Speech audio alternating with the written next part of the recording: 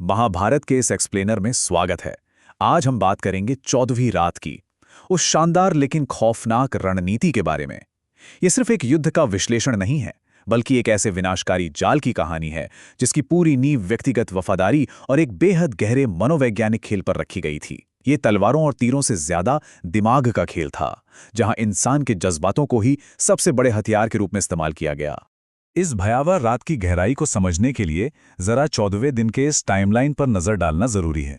सुबह की शुरुआत होती है अभिमन्यु की निर्मम हत्या के साथ, जिसने सच में सब कुछ बदल कर रख दिया। फिर दोपहर होते होते अर्जुन की वो खौफनाक प्रतिज्ञा कि या तो सूर्यास्त से पहले जयद्रथ का वध या फिर आत्मदाह। और फिर सूर्यास्त के ठीक पहले जैसे ही जयद्रथ का मस्तक धड़ से अलग हुआ, युद्ध के सारे पारंपरिक नियम एक झटके में टूट गए। और यहीं से शुरू हुआ वो नियम विरुद्ध युद्ध जिसने धर्म की सारी सीमाएं लांघ दी। तो चलिए सीधे उस खौफनाक रात के युद्ध पर आते हैं, जब दोनों ही तरफ की सेनाओं में प्रतिशोध की आग इतनी भड़क चुकी थी कि दिन ढलने के बाद भी कुरुक्षेत्र के नियम ताक पर रख दिए गए। अब इस स्क्रीन पर लिखे कोड को देखिए। भगवान कृष्ण की एक लाइन पूरी रात के खेल का असली सच बयां करती है। कर्ण की सबसे बड़ी कमजोरी है उसका मित्र दुर्योधन, और यही इस पूरे एपिसोड का कोर पॉइंट है। यह साबित करता है कि किसी भी महान योद्धा की सबसे बड़ी कमजोरियां अक्सर उसके हथियार या ढाल नहीं, बल्कि उसकी भावनाएं होती हैं। और इस रात उसी इमोशन पर सबसे बड़ा वॉर किया जाना था। इस अराजक माहौल को देखते हुए एक ऐसे योद्धा को मैदान में उतारने का वक्त आ गया था जो इस रात के लिए ही बना था। जी हां, हम बात कर रहे हैं भीम के शक्तिशाली पुत्र घटोत्कच की। इस चार्ट को देखिए, यह साफ बताता है कि घटोत्कच रात के इस मिशन के लिए एकदम परफेक्ट क्यों था। दिन के उजाले में तो वो एक ताकतवर योद्धा था ही, लेकिन रात का अंधकार छाते ही उसकी राक्षसी शक्तियां दुगनी हो जाती थीं। वो किसी विशालकाय पर्वत जितना बड़ा और बिल्कुल अनस्टॉपेबल बन जाता था। कृष्ण पहले से ही जानते थे कि इस नियम विरुद्ध युद्ध में घटोत्कच सबसे बड़ा गेम चेंजर साबित होगा। और फिर मैदान में उतरते ही इस विशालकाय गेम चेंजर ने अपना असली लक्ष्य तय कर लिया।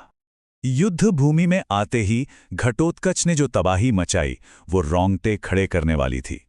अनगिनत सैनिक मारे गए, लेकिन उसका पूरा फोकस सिर्फ एक शख्स पर था, युवराज दुर्योधन। दुर्योधन उस काली और मायावी शक्ति के सामने इतना बेबस और खौफ में था कि उसने हताशा में ये चुनौती दे डाली, नीच मायावी, यदि अपनी माता का दूध पिया है तो शस्त्रों का प्रयोग करो, माया का नहीं। जरा सोचिए, जो दुर्योधन कभी किसी से नहीं डरा, वो उस रात पूरी तरह से टूट चुका था। अब जाहिर है अपने सबसे करीबी दोस्त को मौत के मुंह में देखकर कर्ण कैसे शांत रहता। वो तुरंत बीच बचाव करने आता है, अपने सबसे घातक और एडवांस्ड अस्त्र चलाता है। लेकिन यहां एक बहुत बड़ा कैच था। कर्ण को एक चौंकाने वाली सच्चाई का सामना करना पड़ा। उसकी बेहतरीन धनुर्विद्या और दुनिया के सबसे शक्तिशाली सांसारिक अस्त्र उस राक्षसी माया के सामने पूरी तरह से बेअसर साबित हो रहे थे। और यहीं से कर्ण एक ऐसे जाल में फंसता है जहां से निकलना उसके लिए लगभग नामुमकिन था। इस टेबल को जरा ध्यान से देखिए, क्योंकि यही इस रात का सबसे बड़ा टर्निंग पॉइंट था। घटोत्कच ने कौरवों को हार की कगार पर ला दिया था। अब कर्ण के पास इंद्र की दी हुई वासवी शक्ति थी, जिसे उसने सिर्फ और सिर्फ अर्जुन का वध करने के लिए बचा कर रखा था। लेकिन अब दुविधा ये थी, अगर वो वासवी शक्ति चलाता है तो अर्जुन हमेशा के लिए बच जाएगा, और अगर नहीं चलाता तो उसका सबसे अच्छा दोस्त दुर्योधन मारा जाएगा और वो युद्ध उसी रात हार जाएंगे।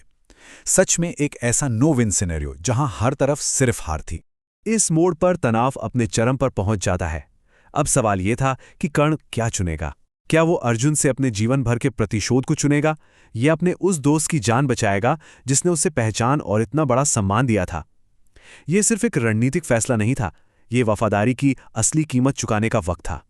और फिर हालात कुछ ऐसे बने कि नियति ने अपना फैसला सुनाने के लिए कर्ण को मजबूर कर ही दिया। जब दुर्योधन ने चीख कर कहा कि अगर वो ही जिंदा नहीं रहेगा तो इस युद्ध का क्या मतलब, तब उस भारी धर्म संकट के बीच कर्ण को अपने पिता सूर्यदेव की ये गहरी बात याद आई, नियति सदैव हमारी इच्छाओं की धारा के साथ नहीं बहती। कर्ण को एहसास हो गया था कि सच्ची रणनीति में कभी कभी अपने सबसे बड़े पर्सनल गोल्स को पीछे छोड़ना ही पड़ता है। और अपने दोस्त के लिए भारी मन से कर्ण ने घटोत्कच पर वासवी शक्ति का प्रयोग कर दिया। वासु की शक्ति के अचूक प्रहार से घटोत्कच मारा गया और उसका वो बलिदान का वचन पूरा हो गया। कौरव सेना इस तात्कालिक जीत का खूब जश्न मनाने लगी कि दुर्योधन बच गया, लेकिन असलियत में वो ये देख ही नहीं पाए कि वो अभी अभी शतरंज का एक बहुत बड़ा अदृश्य खेल हार चुके थे।